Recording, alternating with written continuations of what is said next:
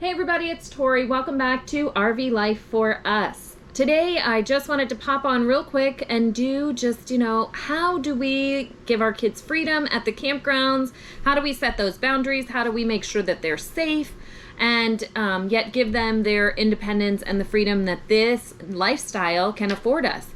So first thing is our kids all have the Gizmo watches. I know there's so many different options out there. We started with ours back when Gizmo was like the only thing available.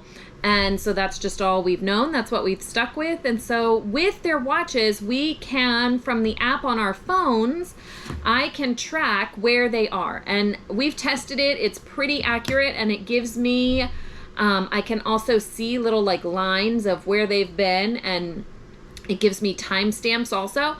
On there, I can also set a location. So if we're at a campground that's huge, I can set a smaller location for them and it will send me an alert if they go outside of those boundaries. So one of the first things that we do when we get to a campground is we take a look at the map after we've gotten all set up. We take a walk around, let the kids explore on their bikes, and we kind of get a lay of the land. And I honestly try to choose sites that, if we get to choose the site, that are kind of close to where the activity center is and the pool and the field or the games or the basketball court or all of that, kind of close. I don't want to be off in a field at the back of the campground when all of the activities are at the front. So that's one of the first steps that we've taken. Then they have their watches, and we kind of realized trial by fire, trial by error here, that just having the watches and having them call in to check in was not enough. They had way too much freedom. My gut as a mama was screaming at me the first day that we did that they were just calling in. And so I checked in with my husband and I was like, okay, I just feel like we're giving them too much freedom. Is that just me, coming from suburb city life and not understanding that they can have the independence here and all of that? And my husband's like, no, my gut was kind of telling me the same thing. So we talked about it and we were like, you know what? 30-minute intervals, that's what we'll start off with. See how we go. But they have to come check in person.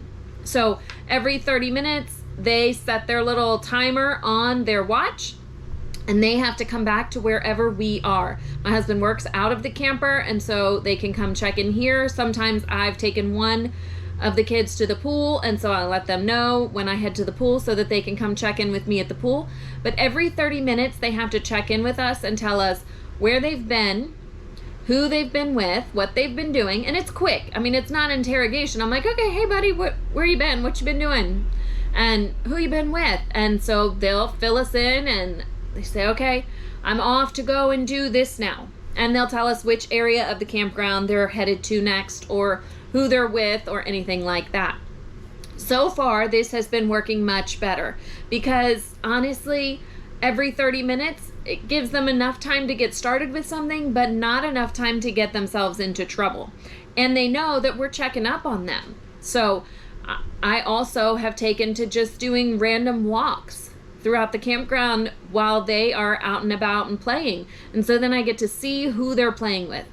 And then also making our campsite, kind of a fun place to be for the kids. Not harping on the kids who come in with their bikes and, hey, you're getting too close to the truck or anything like that. But, allowing them to play and introducing myself and saying, hey, how long have you been here and how long are you going to be here?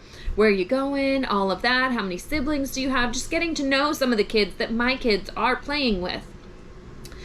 And then we're still trying to find the balance of how do we give our kids independence and freedom, because they do have street smarts. Our kids have been taught how to listen to their gut, how to speak to adults, how to read people and know when it's a bad situation and you need to remove yourself, or when you need to come and get an adult, or anything like that. And so we have, in this new lifestyle, this is new to us, we've been trying to establish that with the kids and try to teach them, like, okay, you are a very kind person. You are a very giving and sharing person, but we don't want you to get taken advantage of. So you might want to think about X, Y, and Z. Like we had one instance with an RC car. My boys have RC cars that are nice. They're not, the little ones from Walmart. They're the ones from the hobby shops that are a little bit more expensive, a little bit more durable, but they go faster, which means that they crash harder and parts can break off, and it's a little harder to get those parts being on the road.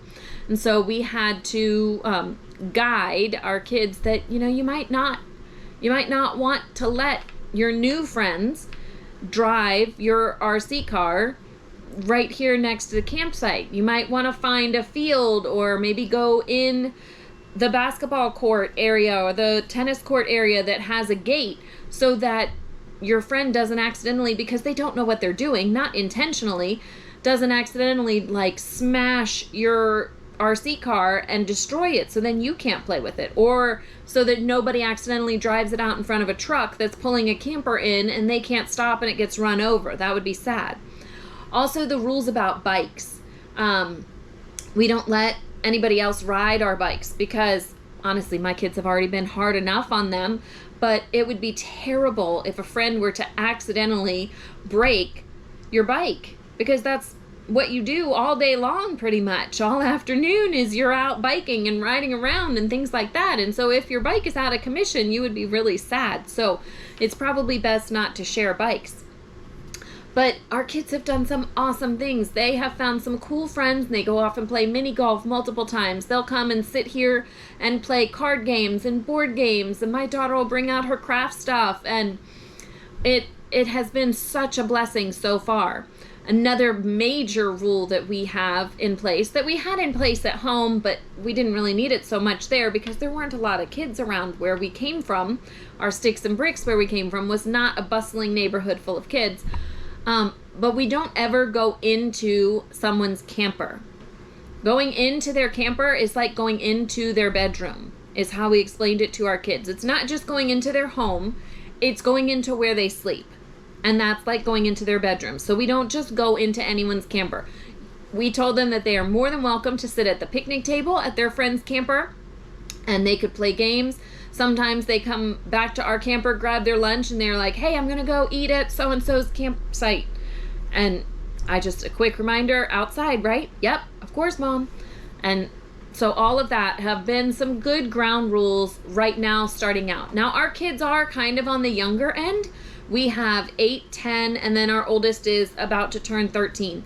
So those of you with older kids, you might have some other ideas. Those of you with younger kids, you might need some tighter boundaries, some tighter reins.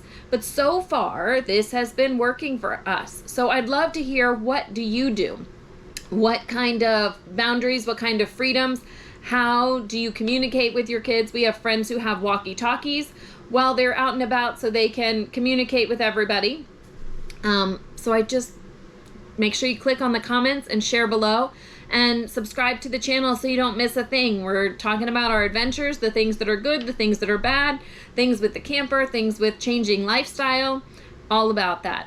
All here on RV Life for Us. Thanks for stopping by.